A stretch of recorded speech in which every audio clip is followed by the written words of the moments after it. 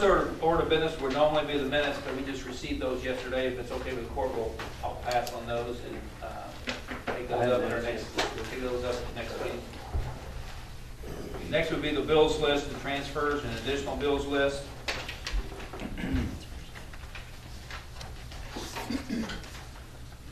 You might know that the Bingo's got a bill in there for the Civic Center resurfacing and striping that we did about a month or so ago, a month and a half ago. That's on the list, and I think there's one blacktop, pretty significant blacktop on Gibbs Lane. I did not see anything else that draw any fire. Did you, Rhonda, see anything that? I don't believe so. Just remind the court that any of those bills that come through that you guys see, normally we would have seen them 3 or 4 weeks ago sometime with a purchase order. So anything over $150, I have to initial or allow the initial, but normally I would do that. And so the bills are, it's a pretty good system. The auditors seem to like it, and your administrative code call for it. Make a motion to pay the bills as presented. Got a motion from Bernard Ice to pay the bills as presented, second by Derek Hahn. Any further discussion? All approve, say aye. Aye. Disapprove? The motion will carry. Okay, next would be zoning map amendment number 2486 A1 to I-1M Moderate Impact District, Marion Bischoff applicant owner, Trademark Excavating Company, co-applicant, 5.10 acres on Double Springs Road. The Planning Commission made no formal recommendation on this. There's a couple of procedure things that we need to deal with today. Call Matthew to illustrate those. Be happy to. Thanks, Judge. All right, fellas, this came to you without a recommendation from planning and zoning, so it's going to be up to you to actually make the decision. You're not reviewing what planning and zoning did. You're actually just reviewing the evidence that they had at the hearing and making your own decision. So initially what we need to do, and if, Judge, I don't mean to overstep my bounds, but if there was a motion to simply adopt the evidence that was adduced at the hearing of the planning and zoning hearing that's already been held on this, that will be the record from which you make a decision.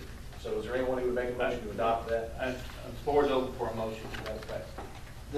The motion is to adopt the testimony? Correct. The testimony and all the evidence. All the evidence. Okay. I'll make the motion to adopt the testimony and evidence presented. Motion's been made by Sam Hutchins, second by Terry Hahn. Any further discussion, questions? All approve, say aye. Aye. Disapprove? The motion will carry. All right, so we'll introduce that as the information upon which you will make your recommendation or your decision. Secondly, there was a slight procedural anomaly simply because there was this thing got tabled and then pushed to a different day. Recommendations have to be made within a 60-day time period, and it's arguable that this particular one wasn't. The applicants in this case have graciously agreed to simply waive that issue. They don't want to make it an issue. I think that also needs to be part of the record, the fact that that 60-day requirement was waived. This is that form here that Matthew passed out before the court meeting. So motion to approve the waiver of 60-day requirement. So moved. Motion's been made by Sam Hutchins, second by Jeff Lear. All approve, say aye. Aye. Disapprove? The motion will carry. Thank you. Introduce that. Now finally, so you have the evidence before you. Now the question becomes whether or not there needs to be a zoning map amendment. To do that, this court must find either way, okay, that the existing zoning classification given to the property is inappropriate and that the proposed zoning classification is appropriate, or that there have been major changes of an economic, physical, or social nature within the area involved which were not anticipated in the adopted comprehensive plan and which have substantially altered the basic character of such area. So depending on which way you go, but there need to be findings of fact. You need to specifically say, we found in the record, you know, whatever evidence you're relying on, traffic flow, expert opinions, whatever evidence was adduced at the hearing needs to be a finding of fact that you make, and then based on those findings of fact, you'll make a formal decision regarding the application. The floor is open for motion. Well, for me, after reading the entire testimony, one statement that I found that resonated with me, and it kind of, I think, hinges this whole thing, is that it was made by the planning and zoning director, and it said that if it were I-1 property, it would be I-1 property forever. Okay. And that's part of the statement that was made, and it's part of the record here. And for me, that kind of brings this whole thing together. So if I could, I'm going to try to make a motion here. And, Floor is open for a motion. okay, then I make the motion to approve the zoning map number 2486 based on the testimony and evidence in this transcript that the existing classification given to this property is inappropriate and the proposed zoning classification is appropriate.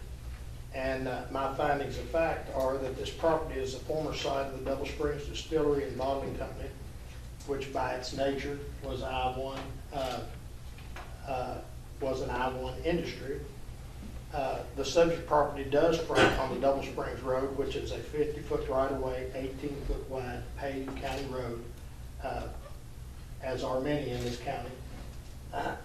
And according to the statement made in the public record, that if this property was I-1 at the time, even though planning and zoning was not in existence, it was still I-1, that it still should be I-1 today. Okay. That would be my motion. Motion's been made by Magistrate Sam Hutchins. Is there a second to that motion? I'll second that motion. I second the motion. Any further discussion? No further discussion. All approved, say aye. Aye. Disapprove? Motion carries. Magistrate Lear, no. The rest of them are yes. Okay. We'll have a second reading and adoption, Matthew, at probably July 5th meeting? Okay. Well, hold on. Because of the- Yeah, the advertising, just look at that. This motion. You might want to make her a copy. We heard it on July 5th.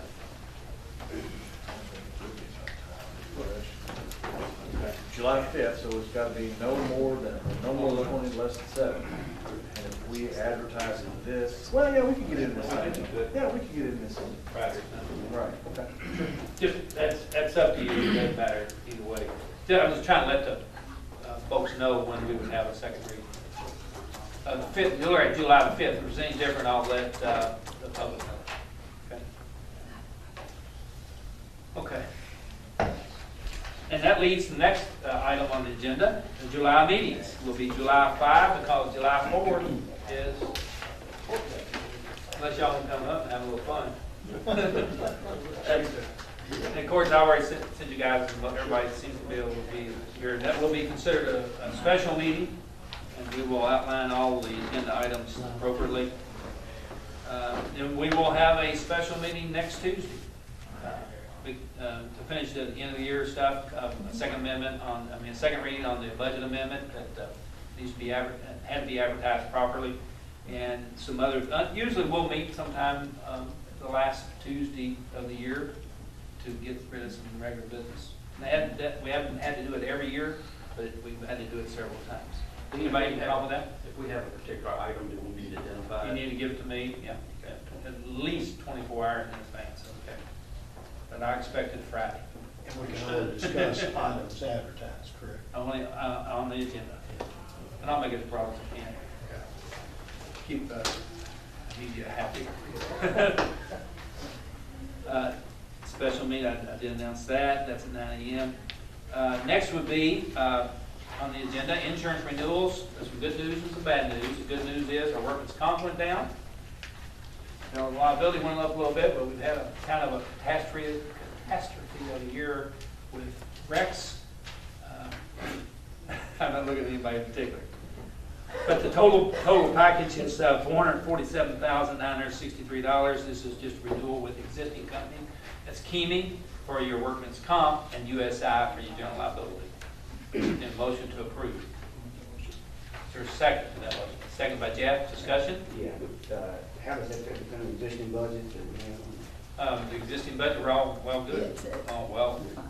Yeah. We They offset one actually another. budgeted 20% increase on, I know on general liability. What was I work? think it was just 10 on both. actually. 10 on both, okay. Mhm. Initially, Workers' comp we went looked down. at, And we're down 17. but 20's done, health department, Yes. health, and that's coming up next board meeting. Who made that motion? I'm sorry. Motion was made by Bernard Ice and second by Jeff Lear. I'm sorry, you. Yeah, I didn't. Thank you. Did we vote on that? We haven't voted. We have voted. All approved, say aye. Aye. Disapprove, motion will carry. I do get my little stuff twisted there. EMS report, Joe? Nothing to report there, sir. Good. Jail report? Okay, Nothing first, good? All good? no, No? no, it was fine. But first off, I'd like to move a part-time to a full-time position. I had a full-time, give her 2 week notice Friday, called yesterday, said she would not be back. And that would be Mary Nancy Smith, starting immediately, full-time.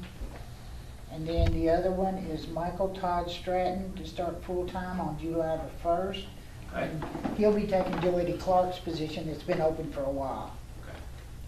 So I'd like to have fiscal court. Just for matter of record. Yes, to For the approve. promotions. Motion to approve Dorcas's recommendation by Jerry Hahn, second by Jeff Lear. All approved, say aye. Aye. Disapprove, motion will carry. Okay, today we have a total of 151 inmates. We have 5 in Hardin County. We have 1 on home incarceration. We have 48 state inmates. We have 5 serving weekends, so we have an in-house total of 140 inmates. For May, on our controlled intake, we averaged 25 inmates a day. Our Class Ds, we averaged 21. Nelson County inmates, we averaged 116 a day, so that gave us a daily total of 162 for May. The new arrest for May was males 169, females 68. That was a total of 237. The releases, we had 172 males, we had 64 females, we had 236 as a total. Now, in district court that have been sentenced, we have 6. We also have 5 that are sentenced to weekends out of district. We have 21 waiting for court. We have 1 on home incarceration. And most of those 21 are probably going to be circuit court when they're done with their district. On the state side, we have 23 controlled intake, 25 Class Ds. We have 6 of those are performing community service. We have 2 on work release. We have 2 that are in out of circuit sentenced to jail time. We have 1 that is sentenced out of drug court. So in circuit court, we have 60 that's waiting to go to court. So we have a total of 81 that has not been sentenced. And on our state inmates, we're trying to find beds, and they're just not there. I understand. But You've done a that's- good job all year. That's all I have to report. Thank you, Dorcas.